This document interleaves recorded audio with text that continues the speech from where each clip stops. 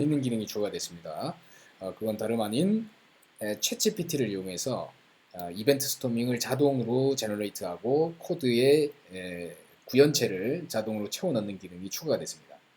여기에 중간에 이러한 그 입력 창이 하나가 생겼는데요. 여기에 예를 들어서 택시콜 서비스라고 하는 우리가 만들고자 하는 서비스의 명칭을 입력을 하고 실행을 시켜 보겠습니다. 하면 먼저 유저 스토리를 이렇게 만들어 주네요. 챗 GPT를 통해서 택시콜 서비스의 유저 스토리를 뽑고 있습니다. 나오는 것처럼 액터는 유저와 택시 드라이버와 관리자가 있고 세부적인 스토리, 우리가 택시를 호출하고 뭐 그걸 접수받아서 어떻게 뭐 결제까지 이루어지는 뭐 그런 내용이 될 것 같아요. 관리자에 대한 시나리오도 제너레이션이 되고요. 자, 이것은 그냥 동적으로 이렇게 그 임의로 작성된 그러한 시나리오가 되겠습니다. 이 시나리오를 우리가 필요에 따라서 추가를 할 수도 있고 뭐 시나리오를 변경을 할 수도 있겠죠. 자, 그렇게 한 다음에 우리는 곧바로 모델을 한번 제너레이션을 해보겠습니다.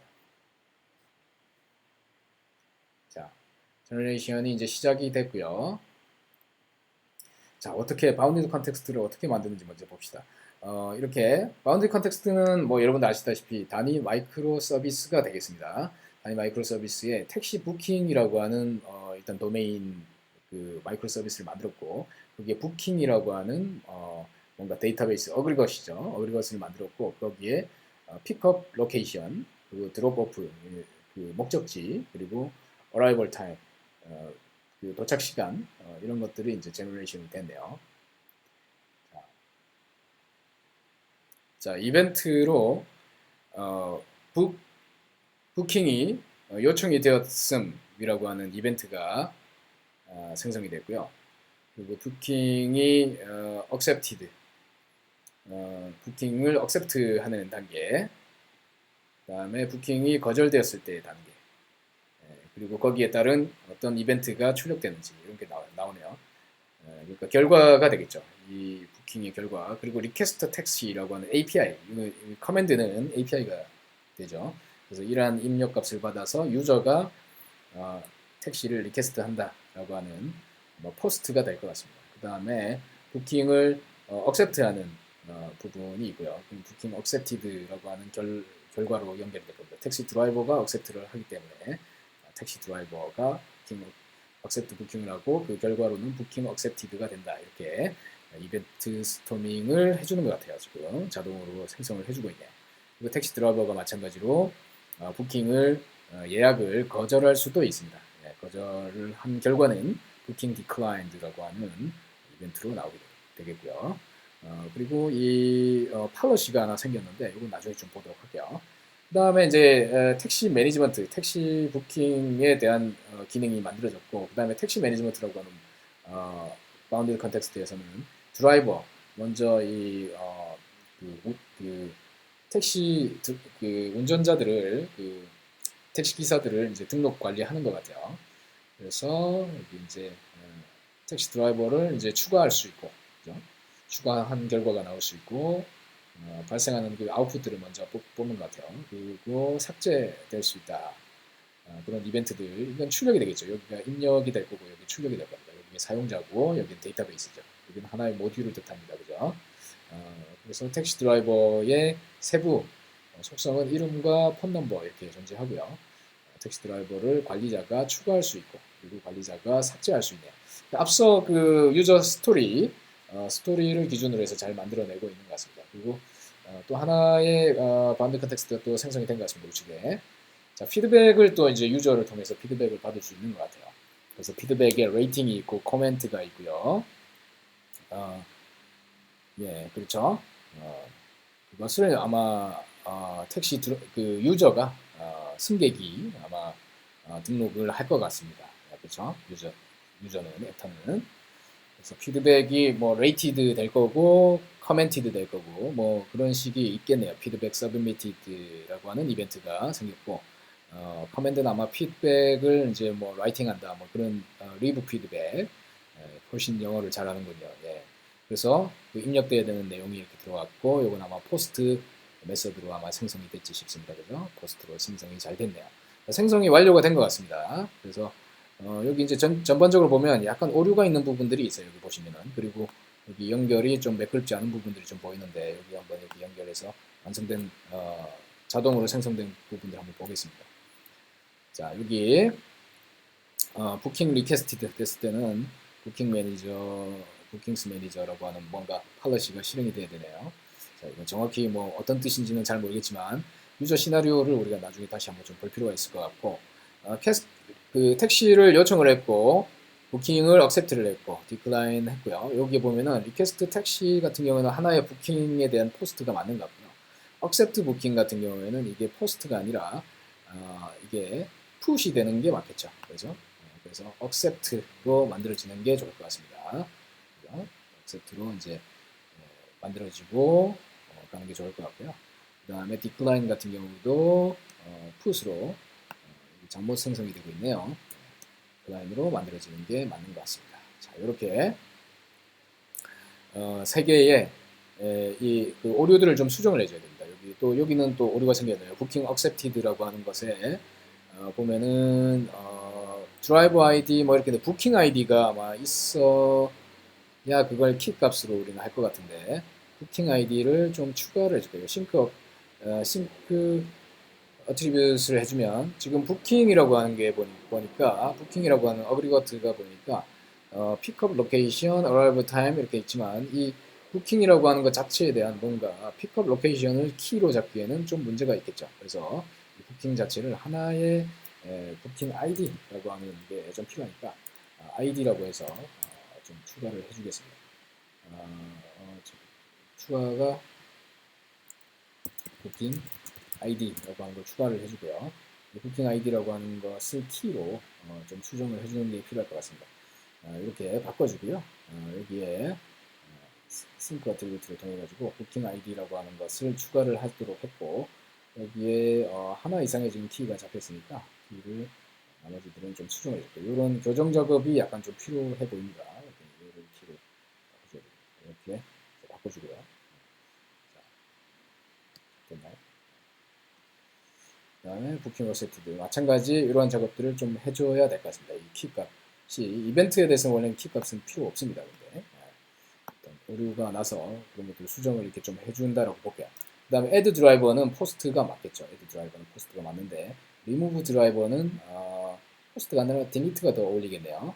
자, 우리 챗GPT가 적당히 이 각 API들이 어떠한 그 메서드, HTTP 메서드인지를 정해줄 것 같지만 지금 이렇게 때때로 잘 정해주는 경우도 제가 봤는데 지금은 잘 정해주지 못한 것 같습니다. 그리고 자 여기 뭐 오류들은 좀 무시해도 되는 오류 같아요. 이벤트에 나오는 오류는. 자 이렇게 해서 소스 코드를 한번 제너레이션을 해보겠습니다. 자 먼저 우리가 사용한 템플릿은 스프링 부트 템플릿이고요. 템플릿은 이렇게 여러 종류 엑선이나 골랭귀지, 파이썬 같은 자바 계열의 프레임워크 혹은 다른 다양한 랭귀지들을 선택을 할 수 있고 커스텀 템플릿으로 만들 수도 있습니다. 지금 스프링 부트로 된 템플릿을 사용을 했고 여기 이 각 모듈들 택시 부킹, 택시 매니지먼트, 피드백 이 세 가지의 그 바운디드 컨텍스트에 대해서 소스 코드가 생성이 된 것을 알 수가 있습니다. 스프링 부트 프로젝트로 이렇게 잘 생성이 된 것 같고요. 그래서 먼저 부킹이라고 하는 이 어그리거트가 어디에 들어있는지 보면 도메인이라고 하는 이 패키지 내에 booking.java라고 하는 도메인 클래스의 어그리거트가 이렇게 여기에 매핑되는 어그리거트가 이렇게 생성된 것을 알 수가 있습니다. 이것을 클릭해서 바로 이렇게 클릭해서 봐도 되겠네요.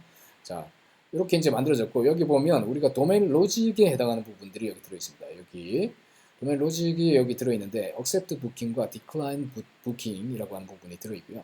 여기에 이 부킹이라고 하는 부분에 스테이터스라고 하는 게 좀 있으면 좋겠네요. 스테이터스 이런 것들을 좀 우리는 추가를 할 수가 있습니다. 진행 상태를 볼 수 있는 스테이터스를 제가 추가를 했고 다시 생성을 한번 해볼게요. 그러면 스테이터스라고 하는 게 자, 여기서 자, 다시 클릭을 하면 자, 부킹이라고 하는 이 닫았다가 열어야 되나요?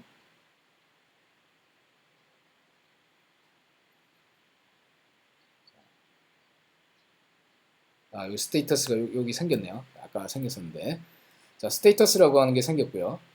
그것에 대해서 우리가 accept booking이라고 하는 것을 로직을 좀 작성을 하고 싶으면 여기서 다시 챗GPT에게 우리가 요청을 한번 할 수 있습니다. implement 이렇게 그냥 쓰게 되면 start generate라고 하는 버튼이 위에 상단 부분에 생기는데 이걸 이제 클릭을 하면 챗GPT에게 이 도메인 메서드를 채워달라라고 우리는 요청을 하는 겁니다. 그러면 이렇게 set status accepted라고 하는 로직이 작성된 것을 알 수가 있습니다. 이 스테이터스의 값을 이벤트만 퍼블리시하는 것이 아니라 나의 상태를 accepted로 만들어주는군요. 자, 여기도 해볼게요. 도메인 로직을 구현을 해달라라고 하는 implement를 명령을 주고 generate 버튼을 눌러주면 되겠습니다. 자, 그러면 마찬가지 decline booking이라고 하는 로직도 이렇게 작성을 해줬네요. 이렇게 자, decline 이 두 가지가 이제 완성이 됐습니다. 이렇게 우리는 그 기본적으로 생성된 모델과 모델을 우리의 목적에 맞게끔 수정을 해서 그리고 세부적인 로직도 이렇게 챗GPT를 통해서 채워 넣을 수 있다라고 하는 것을 알게 됐습니다. 그다음에 이것을 이제 우리가 실제 코딩으로 한번 그 구현을 해서 동작을 하는지 한번 볼게요. 우리가 Git 서버에 이것이 이제 연결이 될 수가 있습니다. 지금 프로젝트명을 우리가 입력을 한번 해주고요.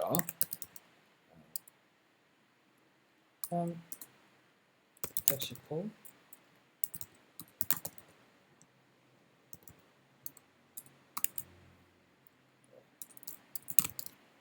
서비스 뭐 이렇게 입력을 해보겠습니다. 이렇게 생성을 해볼게요.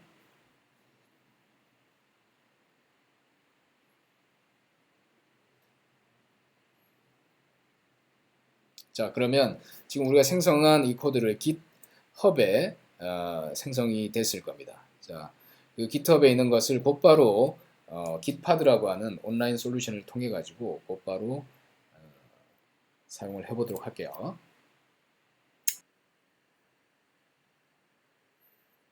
자, 이 Gitpad는 GitHub에 있는 코드를 이용해서 곧바로 VS 코드 온라인을 실행시켜주는 서비스입니다. 온라인 SaaS 서비스고요. MS Easy와 연동이 되어 있습니다. 그래서 우리가 그 방금 커밋한 내용이 여기 잘 들어와 있네요. 그래서 지금 실행과 동시에 카프카 서버가 동작을 하고 있고요. 자, 여기서 택시 부킹이라고 하는 이쪽 부분을 이 프로젝트를 메이븐 스프링 부트 런 해서 한번 실행을 한번 시켜보겠습니다. 자, 그러면 이 택시 부킹 안에 앞서 작성한 코드들이 잘 들어있는지 한번 확인을 일단 할게요.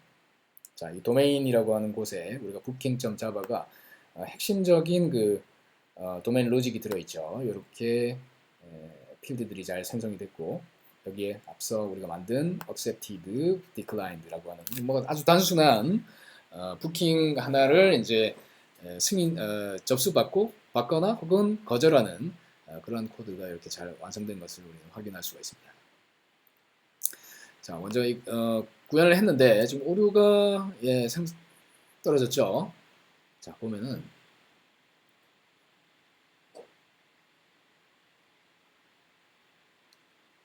자, 여기 accepted와 requested에 보면은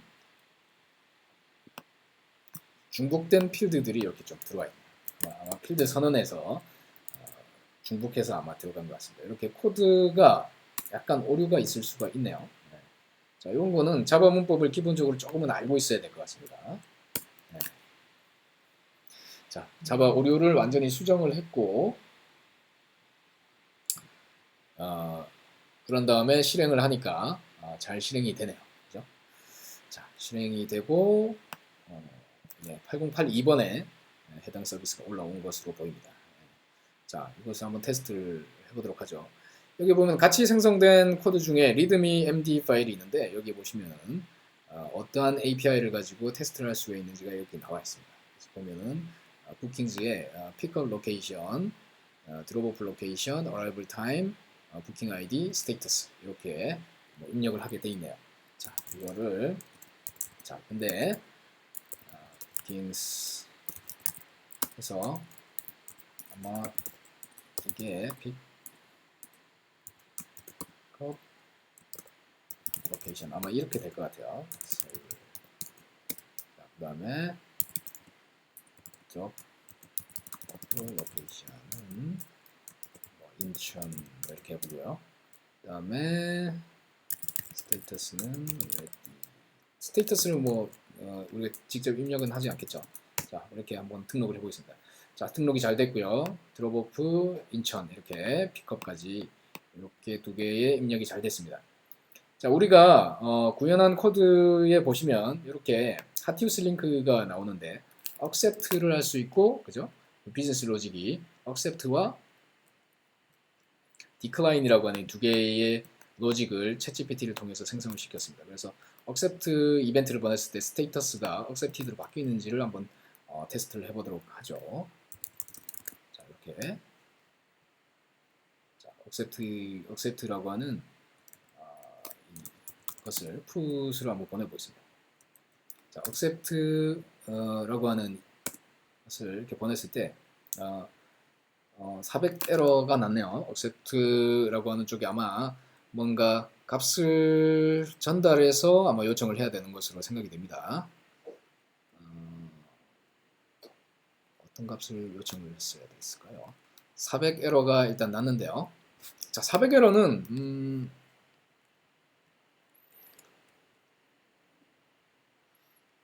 400 에러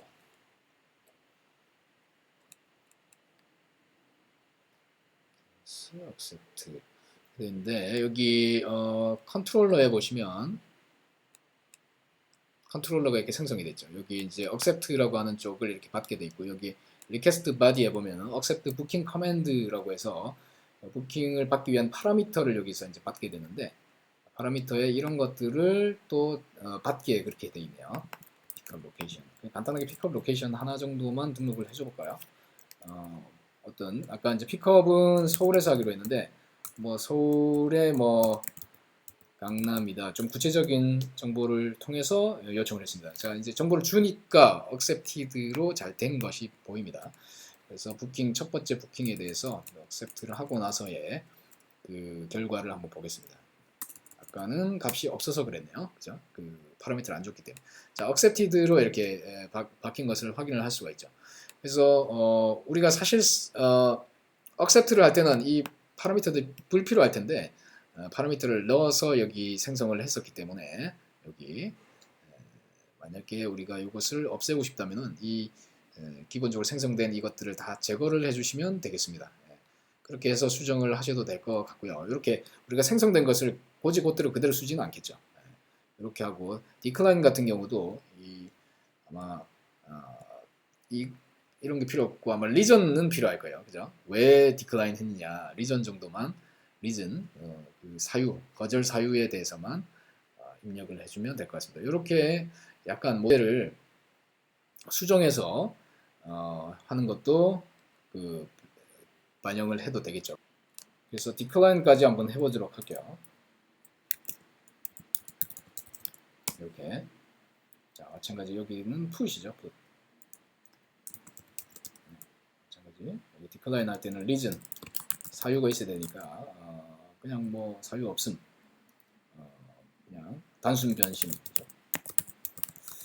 뭐 이렇게 declined로 스테이터스가 다시 또 바뀐 것을 확인할 수가 있습니다. 자 이렇게 오늘 챗GPT를 가지고 빠르게 이 모델링을 만들어서 제가 실제 서비스를 생성해서 코드를 제너레이션하고 실행까지 만들어보는 간단한 예제를 해봤는데요. 이걸 사용하게 되면 빠르게 새로운 그 우리가 생각하는 서비스에 대한 제목만 가지고도 서비스에 대한 타이틀만 입력하고도 유저 시나리오를 빨리 만들어서 어떻게 이벤트 스토밍으로 만들 수 있는지에 대한 예제와 거기서 참조된 이 스프링 부트 코드를 참고해서 빠르게 마이크로 서비스를 이벤트 기반의 마이크로 서비스를 빨리 만들어낼 수 있는 그런 것에 적용을 할 수 있다는 것을 봤습니다. 이런 것들을 쓰면 여러분들이 뭐 새로운 서비스를 빨리 그 MVP를 생성을 한다든지 뭐 프로토타입을 빨리 만든다든지 혹은 어떤 교육대 활용을 할 수도 있을 것이고 혹은 외주 직원들과 회의를 할 때 전체적인 서비스의 전체 아키텍처의 골격을 빨리 만들어서 직원들과 혹은 해외에 있는 어떤 그 커뮤니케이션도 이런 것 해외에 있는 개발자, 뭐 베트남 개발자라든지 뭐 이런 개발자들과 커뮤니케이션 할 때에도 이러한 틀을 이용해서 커뮤니케이션을 하면 훨씬 더 그 코드에 구체화된 코드를 가지고 이런 식으로 구현을 하고자 한다라고 하는 그 프로토타입을 실물을 가지고 커뮤니케이션 할 수 있는 그런 길도 열리지 않느냐 하는 생각이 드네요. 예, 오늘은 MSAeasy에 새로 추가된 챗GPT에 대해서 알아봤습니다.